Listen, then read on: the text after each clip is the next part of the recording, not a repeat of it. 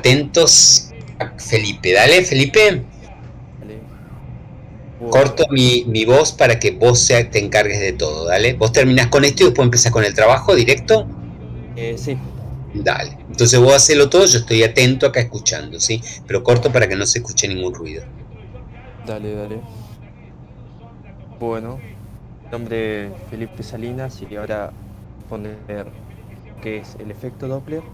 Después voy a exponer lo que es mi trabajo de producción. Bueno, pero para empezar a hablar del efecto Doppler debemos saber dónde sale el mismo. De eso vamos a ver que este fenómeno fue observado por primera vez en las ondas sonoras del físico austriaco Christian de Doppler. Doppler desarrolló la teoría cuando empezó a notar cómo el tono del silbido de una locomotora se hacía más agudo al acercarse y más grave cuando se alejaba. Si bien esto no pudo ser demostrado hasta 1845, ya que el meteorólogo Christoph Wallot confirmó el principio de Doppler durante el trayecto en tren de Utrecht a Ámsterdam. Si bien Doppler realizó el experimento poco después, utilizó una locomotora para realizar sus observaciones. Y acá pusimos una foto de Doppler. Ahora vamos a ver qué es el efecto Doppler. Pero antes, para ponernos en contexto, vamos a mostrar un ejemplo. Vamos a suponer que estamos en la calle y que se acerca una ambulancia con las sirenas prendidas. Si bien el sonido que percibimos cuando éste se acerca a nosotros no es el mismo que percibimos cuando se aleja. Esto se debe a que la longitud de onda que emite el sonido cuando se acerca es corta, pero su frecuencia es mucho mayor, por lo que para esto vamos a percibir un tono mucho más agudo. Pero cuando éste se aleja de nosotros, percibimos un sonido mucho más grave, lo que implica que la longitud de onda es mucho más grande y la frecuencia mucho más chica. Entonces, a partir de esto podemos ver que el efecto Doppler es el fenómeno por el cual la frecuencia de las ondas percibidas por un observador varía cuando el foco emisor o el propio observador se desplazan uno respecto del otro. Es decir, que esto funciona siempre que encontremos movimiento relativo entre ambos. Para esto también hay que tener en cuenta que aunque la intensidad de un sonido varía a medida que la distancia cambia, la frecuencia aparente solo depende de la rapidez relativa del foco y el observador. Bien, como mostramos anteriormente en el ejemplo, suponemos que el foco se está moviendo, pero el observador está en reposo. Igual este no es el único caso donde se presenta efecto Doppler. Hay un par de casos más, que son, bueno, el de recién, que es el foco en movimiento y el observador en reposo. Tenemos también cuando el foco está en reposo y el observador en movimiento, y cuando el foco está en movimiento y el observador también está en movimiento. Ahora vamos a pasar a explicar cómo funciona, por qué ecuación está representado cada uno de estos casos. Primero, vamos a ver qué pasa en el foco en movimiento y el observador en reposo. Para esto tenemos esta representación de cómo varían las ondas en función del movimiento del foco. La expresión que representa este movimiento está dado por lo siguiente, donde F' sería la frecuencia percibida por el observador, F la frecuencia emitida por el foco, V la velocidad de propagación de la onda, V sub F la velocidad del foco. Entonces, para demostrar esto, vamos a tener en cuenta cuando el foco se acerca al observador. Esto debemos ver que la longitud de onda que percibimos va a ser igual a la longitud de onda que emite la fuente menos la velocidad de la fuente por el periodo. Sabemos que la longitud la longitud de onda es igual a la velocidad sobre la frecuencia y que el periodo es 1 sobre la frecuencia. Entonces podemos ver que reemplazando y haciendo análisis, la expresión va a quedar de esta forma, que es la velocidad de propagación de la onda sobre la frecuencia percibida, va a ser igual a la velocidad de propagación de la onda sobre la frecuencia emitida, menos la velocidad de la fuente sobre la frecuencia emitida. Entonces, despejando y haciendo algunos arreglos matemáticos, llegamos a la siguiente expresión. Esto debemos tener en cuenta que la velocidad de la fuente es menor que la velocidad de propagación de la onda. Entonces, viendo este término, podemos ver que esto siempre va a ser mayor que 1. Entonces, viendo esta expresión y sabiendo que esto siempre va a ser mayor que 1, podemos ver que la frecuencia percibida siempre va a ser mayor que la frecuencia que emite la fuente. Entonces, podemos concluir que es correcto el análisis, ya que la frecuencia que percibe el observador va a ser mucho mayor que la que emite la fuente. Entonces, se confirma que el foco se acerca al observador. Podemos hacer un análisis similar cuando el foco se aleja del observador. Este término, en este caso, siempre va a ser menor que 1. Ahora, vamos a pasar a analizar cuando el foco está en reposo y el observador en movimiento. Para eso, tenemos esta representación donde podemos ver que la longitud de onda se mantiene constante. Entonces, este tipo de movimientos está dado por la siguiente expresión, donde sabemos que la frecuencia percibida es igual a la frecuencia emitida por la velocidad de propagación de la onda más o menos la velocidad del observador sobre la velocidad de propagación. Entonces, para demostrar esto, vamos a tener en cuenta el mismo análisis. Vamos a suponer que el observador se acerca a la fuente. Entonces, podemos decir que la velocidad relativa va a estar dada por la velocidad de propagación de la onda más la velocidad del observador. También sabemos que la longitud de onda es igual a la velocidad sobre la frecuencia. Como dijimos anteriormente, la longitud de onda se mantiene constante. Entonces lo que variaría sería la frecuencia y la velocidad. Por lo que despejando y haciendo relaciones podemos tener este análisis. Que la frecuencia percibida va a ser igual a la velocidad relativa sobre la longitud de onda. Entonces, haciendo relaciones y despejando esto en esta expresión, tenemos esta expresión. Debemos suponer siempre que la velocidad del observador es menor que la velocidad de propagación. Viendo esto, vemos que este término siempre también, como dijimos en el anterior caso, va a ser mayor que 1. Entonces, la frecuencia que percibe el observador va a ser mucho más grande que la frecuencia que emite la fuente.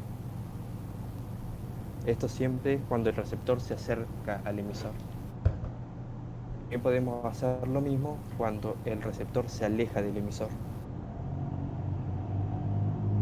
Vamos a pasar al último caso, donde el foco está en movimiento y el observador también, porque tendría esta representación. Este movimiento está dado por esta ecuación.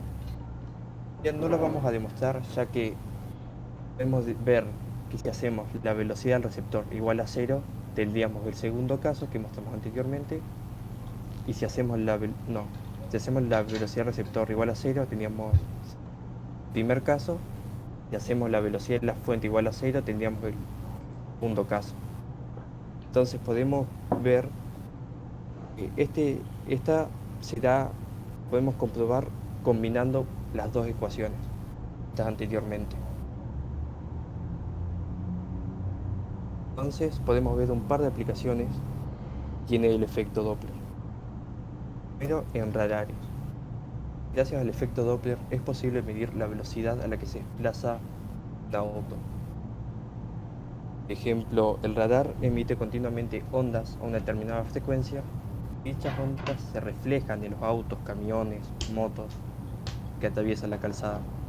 Esta reflexión hace que desde el punto de vista teórico los autos puedan considerarse focos en movimiento. El radar, de nuevo, cuenta con un receptor en reposo que mide la frecuencia de la onda reflejada, que se da ligeramente distinta a la emitida. A partir de dicha frecuencia y la velocidad de onda en el medio, el radar despeja la velocidad del foco. Entonces podemos determinar la velocidad a la cual se desplaza el auto o el vehículo. También el efecto Doppler tiene aplicaciones en lo que es astrofísica, ya que la luz de las estrellas sigue los mismos principios que cualquier otra onda. En este caso podemos usar el efecto Doppler para saber si una estrella se aleja o se acerca a nosotros. Vamos a tomar en cuenta un punto de partida de una estrella cuya luz emitida es amarilla. Es importante recordar que el color que percibimos de la luz está estrechamente relacionada con su frecuencia. Así, si la estrella amarilla se aleja de nosotros a gran velocidad, la frecuencia de la luz percibida disminuirá, mostrándose un color enrojecido.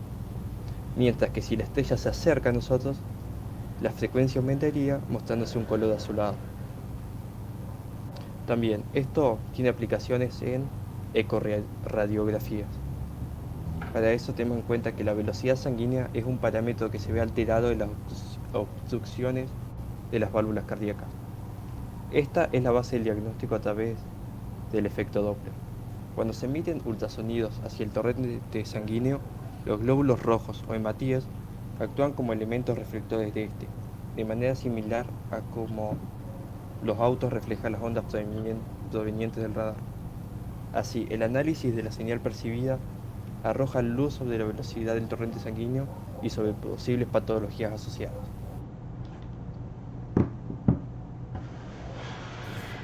Esto sería todo que vamos a ver de efecto Doppler.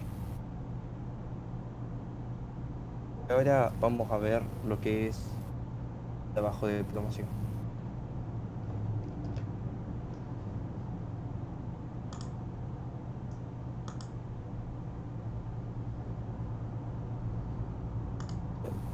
El trabajo de promoción se basa en lo que es el transporte de agua mediante una bomba térmica.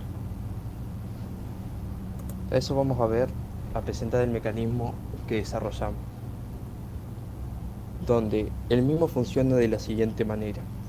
Ingresa agua por esta tubería a una cierta velocidad, a una cierta presión, y se abre esta válvula que está acá. Una vez que se abre esta válvula, va a proceder a llenarse todo este tanque hasta esta altura. Cuando se llena todo el tanque hasta esta altura, se cierra la válvula A y se abre la válvula B. Entonces acá empieza a actuar la fuente que tenemos debajo de la bomba térmica y empieza a calentar el gas, de forma tal que el gas expanda su volumen hasta desalojar todo este tanque térmico y desplace todo su volumen hasta este depósito de agua. Bien, para eso vamos a tener en cuenta algunas cosas como la problemática.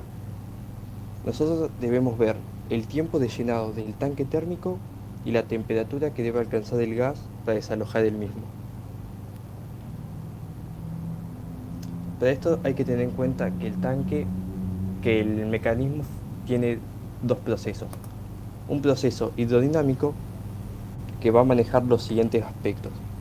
Vamos a tener en cuenta el número de Reynolds para ver el tipo de flujo que circula por la cañería, ver si es laminar o turbulento.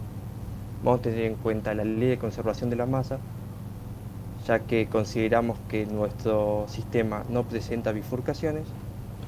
Vamos a tener en cuenta la ecuación de Bernoulli para ver si se conserva la energía hidráulica y vamos a tener en cuenta las pérdidas de energía por viscosidad. Ahora, para el segundo proceso, que es el de la bomba térmica, vamos a tener en cuenta que es un proceso termodinámico, donde vamos a manejar aspectos teóricos del primer principio para determinar el comportamiento del gas y el principio de Pascal para determinar la presión que ejerce el volumen de agua sobre el pistón que está en el tanque. Bien, ahora vamos a proceder a analizar el proceso 1. Para eso hay que tener en cuenta un par de consideraciones primero, donde vamos a trabajar con cañería de paredes lisas con el fin de que las pérdidas por viscosidad no sean tan grandes y que es un sistema aislante, es decir, no vamos a tener pérdidas de energía mediante calor. Entonces, vamos a mostrar cómo sería el esquema de nuestra cañería. Si bien vamos a analizar todo el proceso con un caso particular. Para eso, vamos a suponer algo importante que es el flujo laminar. Cuando suponemos flujo laminar, tenemos que tener en cuenta que el número de Reynolds que debe alcanzar máximo es 2100. Entonces tenemos la siguiente expresión de esta forma. Sabemos que si el flujo es laminar, se va a comportar de la siguiente forma, donde esta parábola que va agarrando son los efectos que tiene por viscosidad el fluido, y se va a comportar de esta forma. Para eso, sabiendo que el número de Reynolds es tal, tenemos la viscosidad dinámica del fluido, la densidad y el largo de la cañería, podemos determinar la velocidad por la cual el fluido circula por la cañería. Entonces, a partir de ahí, vamos a tener en cuenta dos relaciones importantes. La ecuación de Bernoulli considerando pérdidas y la velocidad como el caudal sobre el área. Bien, una vez que tenemos eso, no consideramos también la diferencia topográfica, ya que la cañería en el punto A y en el punto B son las mismas. Entonces, vamos a determinar el caudal que circula por la cañería. Suponemos que el caudal es constante, entonces la velocidad en A va a ser igual a la velocidad en B. Una vez hecho eso, nos quedaría de la siguiente forma, que la presión en A va a ser igual a las pérdidas por viscosidad en, en la cañería más la presión en B.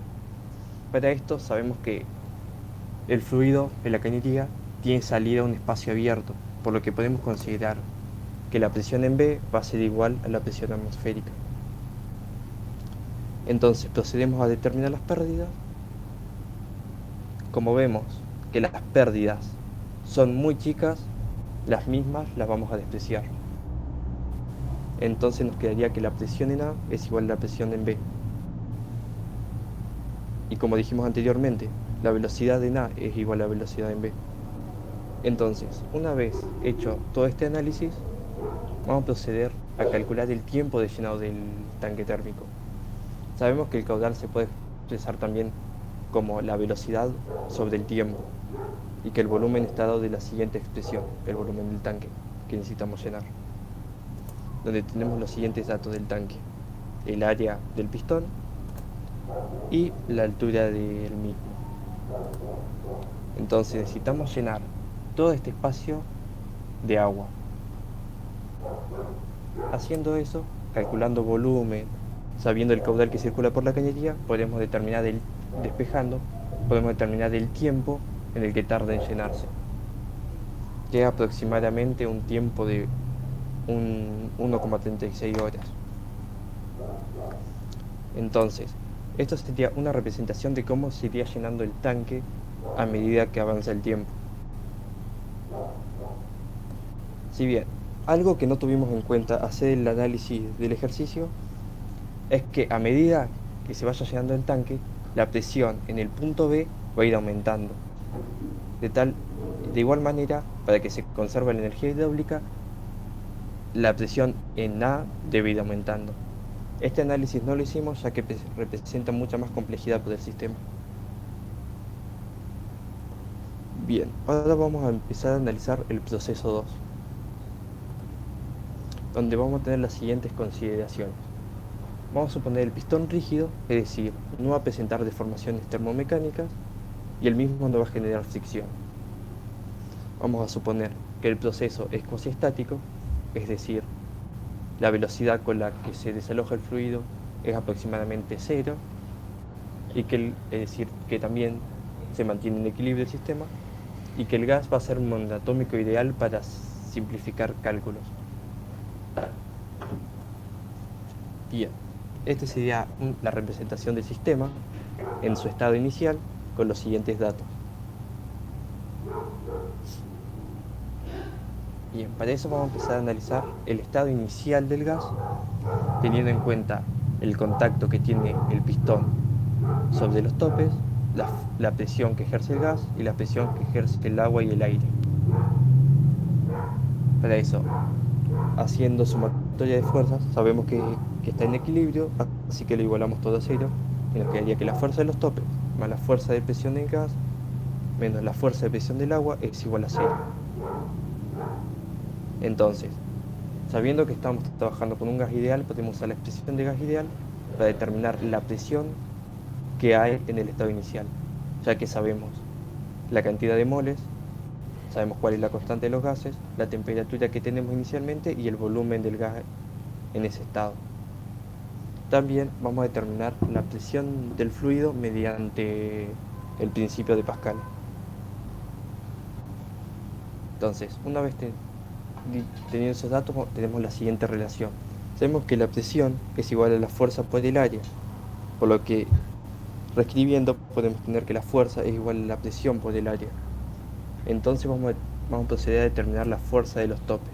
Sabemos que la fuerza del gas va a ser esta y que la fuerza del fluido va a ser esta.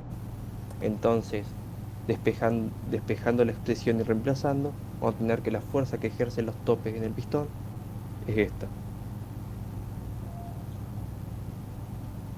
Ahora vamos a calcular, vamos a pasar a analizar el estado 1, que es decir, cuando la fuerza de los topes es igual a 0. Cuando la fuerza de los topes es igual a 0, por sumatoria de fuerzas vamos a tener que la fuerza del gas va a ser igual a la fuerza del fluido. Por lo tanto, podemos concluir que la presión del gas es igual a la presión del fluido en el estado 1. Entonces, como vemos que no podemos analizar que no varía el volumen del gas en esta etapa, por lo que el volumen inicial va a ser igual al volumen final. Entonces, sabiendo que el volumen es constante y que lo único que varía es la presión, podemos usar la fórmula de gas ideal, despejando la temperatura para determinar la temperatura del gas en el estado 1. Entonces, analizando esto, podemos ver que estamos de un proceso isocórico. En esta tabla vemos en el estado inicial esta presión y en el estado final esta, por lo que y comparando podemos ver que hay un aumento de presión. Podemos ver también que el volumen se va a mantener constante. Podemos ver también que hay un aumento de temperatura. Entonces, haciendo un gráfico de presión-volumen, vemos que el volumen, como dijimos anteriormente, se mantiene constante. Entonces, si aumenta la temperatura, también va a haber un aumento de presión. Ahora vamos a analizar cuando el tanque se va desalojando, es decir, cuando ya hay una expansión de volumen y cuando hay una disminución de presión del agua sobre el pistón. Para eso tenemos la siguiente representación gráfica de las fuerzas que actúan sobre el pistón. Para eso sabemos por sumatoria de fuerzas que esto está en equilibrio, así que la fuerza del gas va a ser igual a la fuerza del fluido. Entonces, haciendo relaciones, tenemos que la fuerza del gas es igual a la presión del gas por el área del pistón, y que la fuerza del fluido va a ser igual a la presión del fluido por el área del pistón. Como dijimos anteriormente, la presión del fluido está dado por la presión atmosférica más la densidad del fluido por la gravedad por la altura. Y en este caso, como estamos calculando fuerza, también va a estar todo multiplicado por el área. Si bien vemos que la presión del agua, del fluido, va a ir variando a medida que disminuya H. Si bien, si H es igual a 2,5, significa que el tanque está completamente lleno. Y si H es igual a 0, podemos concluir que el tanque está completamente vacío. Entonces, calculando el estado 2, cuando suponemos que H es igual a 0, vemos que la presión del gas va a estar dada igual que la presión del fluido, y esta a la vez es igual a la presión atmosférica que tiene este valor. Una vez analizado eso, necesitamos determinar la longitud inicial del gas.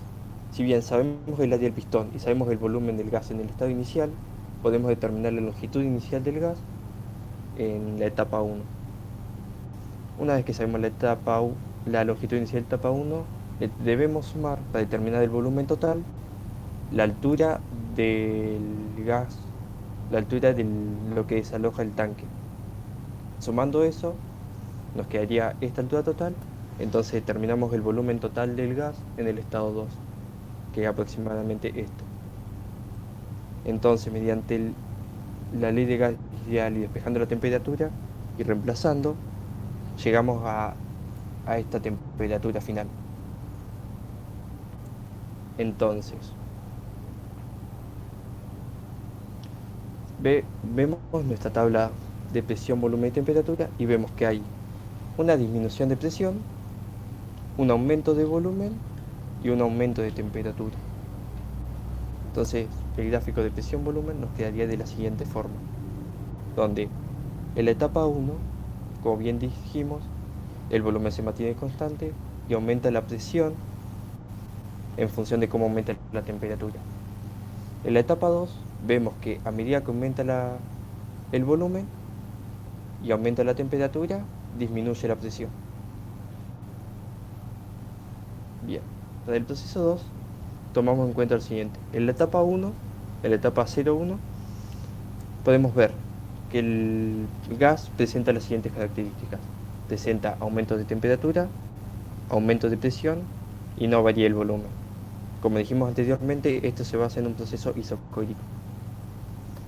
Para la etapa 1-2 presenta aumento de temperatura, disminución de presión y aumento de volumen. Igual, en este caso también hubo un análisis que excluimos. Si bien, como estamos trabajando en un proceso cuasi estático, es decir, no vamos a poder desalojar el tanque por completo. Nosotros inicialmente suponemos que sí, el tanque se desaloja por completo. Pero realmente no, ya que va a quedar una película de agua sobre el pistón que va a estar pegada a los topes.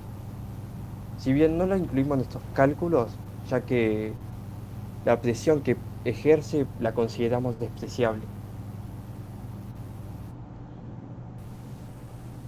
Entonces vamos a tener en cuenta las siguientes conclusiones sobre este problema. Inicialmente, la idea del tanque térmico era darle una alternativa a la bomba a presión, por lo que necesitamos ver cómo va de una altura mucho menor a una altura mucho mayor depositándolo en un tanque. Bien, para eso vamos a tener en cuenta algunas conclusiones, como el rendimiento del mismo.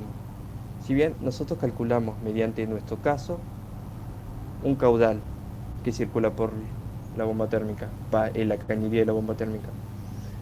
En la bomba a presión, el caudal que circula es este, que es de 100 litros sobre minuto, que es aproximadamente 0,0016 metros cúbicos sobre segundo. Como vemos, el caudal que circula por la bomba a presión es mayor que el caudal que circula por la bomba térmica, por lo que el tiempo de llenado de un tanque es mucho menor en la bomba a presión. Por lo que llegamos a las siguientes conclusiones. Primero, que el rendimiento de la bomba a presión va a ser mucho mayor que el rendimiento de la bomba térmica, tanto en el tiempo de llenado como en mantenimiento, ya que la bomba a presión necesita mucho menos mantenimiento. En cambio, la bomba térmica, el tiempo de llenado del tanque térmico es mucho más grande que el tiempo de llenado de una bomba a presión de un tanque normal. También hay que tener en cuenta el tiempo que tarda la bomba térmica en desalojar todo el tanque térmico y el tiempo que tarda en enfriarse la misma para volverlo a usar. También debemos tener en cuenta la complejidad del sistema. Si bien nosotros consideramos algunas cosas, hay que tener en cuenta los materiales con los que se trabaja, ya que hay que ver qué materiales soportan altas temperaturas. También sabemos que no hay materiales que sean perfectamente aislantes, por lo que deberíamos haber considerado también pérdidas de energía mediante calor, y también tendríamos que considerar eh, la rugosidad de las cañerías, porque no existen cañerías perfectamente lisas para trabajar, por lo que las pérdidas en la cañería de fluido serían un poco mayor. También hay que tener en cuenta el mayor costo económico, ya que no, puede haber materiales que aguanten altas temperaturas, pero estos no deben ser tan rentables a la hora de trabajarlo, ya que pueden ser muy valiosos y poco accesibles. También hay que tener en cuenta que la fuente térmica necesita una energía muy grande para calentar el gas a esa temperatura, por lo que requerirá muchos más recursos y por lo tanto no es recomendable. Bueno, esto sería la bibliografía que utilizamos para el desarrollo del ejercicio y para los fundamentos teóricos, que son el Cengel, que es de termodinámica, el Resnick, que es para física universitaria, y el SIRS, que también es de física universitaria. Bueno, eso sería todo. Muchas gracias. Muy bueno, Felipe, muy bueno, muy bueno.